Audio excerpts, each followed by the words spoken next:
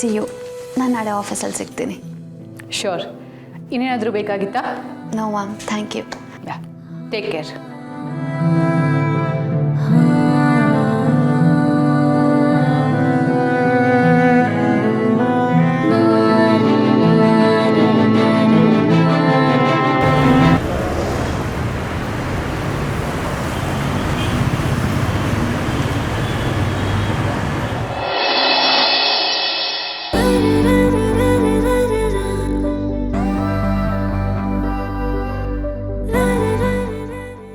ಈ ಮಾನ್ಸಿ ಮನ್ಸಾರೆ ಬೇಕ್ ಮಾಡಿರೋ ಕೇಕ್ ಇದು. Here you go. Mansi, I just can't wait to eat this cake. ದಾದಾ, ಇವತ್ತು ಇಡೀ ದಿನ ಈ ಕೇಕ್ ಪ್ರಿಪ್ರೇಷನಲ್ಲಿ ಮಾನ್ಸಿ ಕಳೆದಿದ್ದಾಳೆ.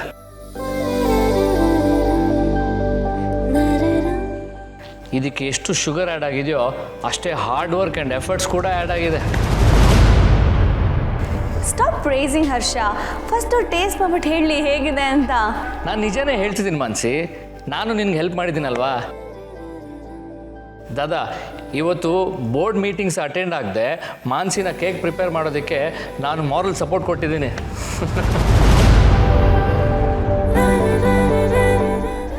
ಕಿಚನ್ನಲ್ಲಿ ಏನು ಅನಾಹುತ ಆಗಿಲ್ಲ ತಾನೆ?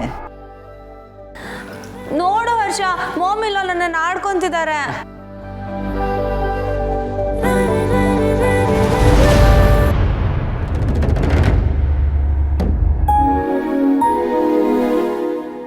There's something missing here. ಚೆನ್ನಾಗಿದೆ ಅಲ್ವಾ? ನೋ ಇಲ್ಲ, ಅದರಲ್ಲಿ ಏನೋ ಮಿಸ್ಸಿಂಗ್ ಇದೆ. ಸರಿಯಾಗಿ ಇದೆ. ಅದಕ್ಕೆ ಏನು ಮಿಸ್ಸಿಂಗ್ ಇಲ್ಲ ಮಾನ್ಸಿ, ಇಟ್ಸ್ ಪರ್ಫೆಕ್ಟ್. ಕೇಕು ತುಂಬ ಚೆನ್ನಾಗಿದೆ. Thank you so much. Thanks. Oh yeah, ನಿಮ್ಮ ಏಜ್ ನೋವಿಲ್ಲ. ನಿಮ್ಮ ಏಜ್ ಏನು ಅಂತ ಹೇಳಿ ಅದ್ರ ಮೇಲೆ ಬರ್ದ್ಬಿಡೋಣ. ಅದೆಲ್ಲ ಏನು ಬೇಡ. ಕಟ್ ಮಾಡೋ ಕೇಕ್ಗೆ ಬರವಣಿಗೆ ಬೇರೆ ಬೇಕಾ? ಹೀಗೆ ಚೆನ್ನಾಗಿದೆ. ಬ್ರೋಯಿನ್ಲೋ ಏಜಸ್ 45, ಅವ್ರಿಗೆ 45 ಅಂತಂದರೆ ನಿಮಗೊಂದು 65 ಆಗಿರಬೇಕು ಅಲ್ವಾ?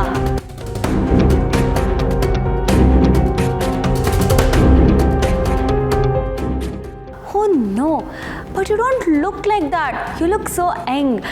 ಮಾಮಿಲ್ಲ, ನಿಮಗೆ ಮದುವೆ ಆದಾಗ ಏಜ್ ಎಷ್ಟು? ಮಾನ್ಸಿ ಅಮ್ಮವ್ರೆ, ಹಿಂದೆಲ್ಲ ಲಗ್ನ ಆಗುವಾಗ ವಯಸ್ಸು ಯಾರು ಕೇಳ್ತೀವಿ? ಅಷ್ಟಕ್ಕೂ ಅಂತಿರೋ ವಯಸ್ಸು ಕೇಳೋದು ಅಷ್ಟೊಂದು ಶೋಭೆ ನೋಡ್ರಿ. ಓಕೆ ಫೈನ್ ಹೊಸ್ಮನಿ, ಸೀಕ್ರೆಟ್ ಆಗೇ ಇರಲಿ ಬಿಡಿ. ಬಟ್ ಒಂದಲ್ಲ ಒಂದಿನ ಗೊತ್ತಾಗತ್ತೆ ಅಲ್ವಾ? ಓ ಯಾ, ಕೇಕ್ ಕಟ್ ಮಾಡೋಕ್ಕಿಂತ ಮುಂಚೆ ಬೋರ್ಡ್ ಮೀಟಿಂಗಲ್ಲಿ ಏನಾಯಿತು ಅಂತ ಹೇಳಲೇ ಇಲ್ಲ. ಅರೆ ಅದರಲ್ಲೇನಿದೆ ಮಾನ್ಸಿ, ದಾದಾ ಅಮ್ಮನ್ನ ಅನುಗೆ ಮೀಟ್ ಮಾಡಿಸಿರ್ತಾರೆ. ಅಮ್ಮ ಡಬಲ್ ಸರ್ಪ್ರೈಸ್ ಆಗಿ ಡಬಲ್ ಖುಷಿಯಾಗಿರ್ತಾರೆ ಅಲ್ವಾ ಅಮ್ಮ? ಕರೆಕ್ಟ್ ಅಲ್ವಾ ದಾದಾ?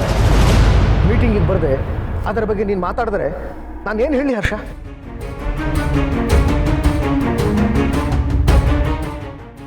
ಆಫೀಸಿನ ಜವಾಬ್ದಾರಿ ಬೇಕು ಅಂತಂದರೆ ಆಫೀಸಿಗೆ ಬರಬೇಕು, ಜವಾಬ್ದಾರಿ ತಗೋಬೇಕು. It's not a joke. ದಾದಾ ಸಾರಿ ದಾದಾ. ಹರ್ಷ, ಅಮ್ಮ, ನಾನು ಅಂಥದ್ದು ಏನು ಹೇಳ್ದಮ್ಮ? ಆರ್ಯನ್ ಮನಸ್ಸು ಸರಿ ಇಲ್ಲ. ಅವನಿಗೆ ಸ್ವಲ್ಪ ಹೊತ್ತು ಏಕಾಂತ ಬೇಕು. ಅವನ್ನ ಬಿಟ್ಬಿಡಿ. ನಾನು ಇಷ್ಟು ಕಷ್ಟಪಟ್ಟು ಕೇಕ್ ಬೇಕ್ ಮಾಡಿದ್ದೀನಿ, ಅದನ್ನು ಕಟ್ ಮಾಡಿದ್ಮೇಲೆ ಆದರೂ ಅವ್ರು ಹೋಗ್ಬೋದಿತ್ತಲ್ವಾ? Very bad.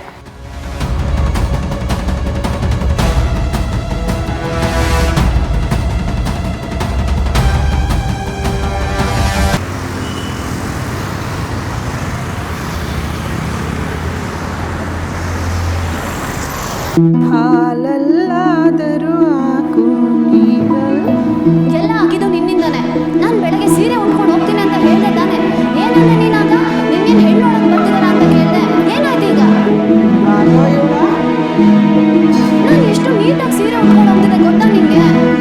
ಅಯ್ಯೋ, ಈ ಬಟ್ಟೆಯಿಂದ ಇಷ್ಟೊಂದು ರಾದಂತಾಗುತ್ತೆ ಅಂತ ನನಗೆ ಕನಸ ಬಿದ್ದಿತ್ತು. ನೀನ್ಯಾಕೆ ನನ್ನ ಮೇಲೆ ರೇಗ್ತೀಯಾ? ಅಲ್ಲ ನೀನು ಎಂಥ ಬಟ್ಟೆ ಕೊಟ್ಟರೆ RS ಸರ್ಗೆ ಏನಂತೆ? ಅವ್ರು ಯಾಕೆ ಅಪ್ಸೆಟ್ ಆಗಬೇಕಿತ್ತು? ಚಿಕ್ಕಿ, ನೀನು ಮಾಡರ್ನ್ ಡ್ರೆಸ್ ಹಾಕೊಂಡು ನರ್ಸಾಗಿ ಹೋದ್ರೆ ಹೇಗಿರುತ್ತೆ? ಇದು ಹಾಗೆ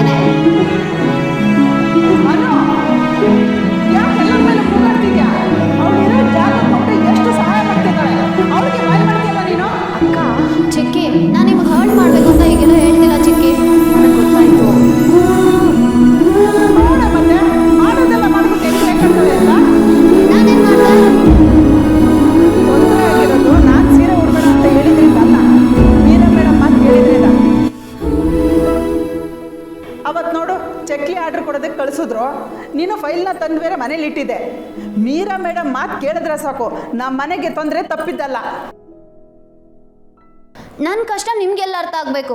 ಇದ್ರ ಬಗ್ಗೆ ಮಾತಾಡಿದಷ್ಟು ಸಿಟ್ಟು ಮತ್ತು ಬೇಜಾರು ಎರಡೂ ಹೆಚ್ಚಾಗತ್ತೆ ನನಗೆ.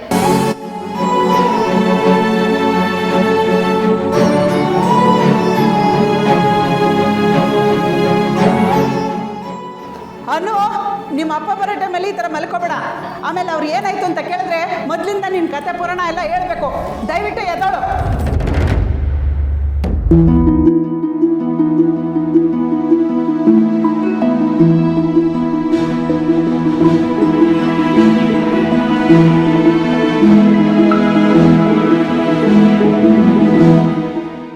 ಎಷ್ಟೋ ಸಲ ನನಗನ್ಸುತ್ತೆ ಈ ಪ್ರಪಂಚದಲ್ಲಿ ನಾನು ಆರ್ಯ ಸರ್ ಮಾತ್ರ ಇದ್ದಿದ್ರೆ ಎಷ್ಟು ಚೆನ್ನಾಗಿರ್ತಿತ್ತು ಅಂತ.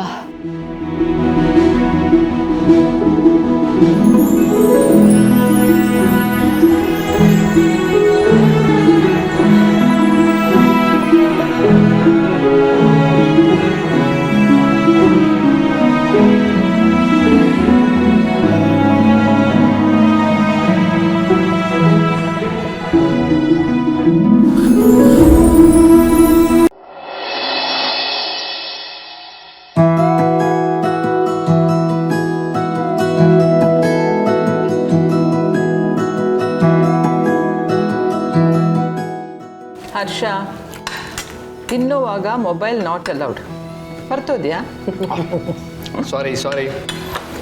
ಹರ್ಷ, ಇವತ್ತಿಂದ ನೀನು ಸರಿಯಾಗಿ ಆಫೀಸಿಗೆ ಬರಬೇಕು. ಶೋರ್ ದಾದಾ. ನೀನು ಸರಿಯಾಗಿ ಜವಾಬ್ದಾರಿ ತೊಗೊಂಡ್ರೆ ಅತ್ತಿಗೆಗೂ ಸಮಾಧಾನ ಆಗುತ್ತೆ ಅಲ್ವಾ? ಅತ್ತಿಗೆ, ನಿಷ್ಠೆ ತುಂಬ ಮುಖ್ಯ. ಅಮೃತ ಜಾಸ್ತಿ ಆದರೂ ವಿಷಾನೇ, ಉಸಿರಾಟ ಕಡಿಮೆ ಆದರೂ ವಿಷಾನೇ. ಯಾವುದು ಎಷ್ಟರ ಅಳತೆಯಲ್ಲಿ ಇರಬೇಕು ಅನ್ನೋದು ನಮಗೆ ಗೊತ್ತಿರಬೇಕು. ನೀನು ಒಂದಿಷ್ಟು ದಿವಸ ಅತಿಯಾಗಿ ಕೆಲಸ ಮಾಡಿ ಆಮೇಲೆ 2 ತಿಂಗಳು ಸುಮ್ಮನೆ ಕೂತ್ಬಿಟ್ರೆ ಪ್ರಯೋಜನ ಇಲ್ಲ.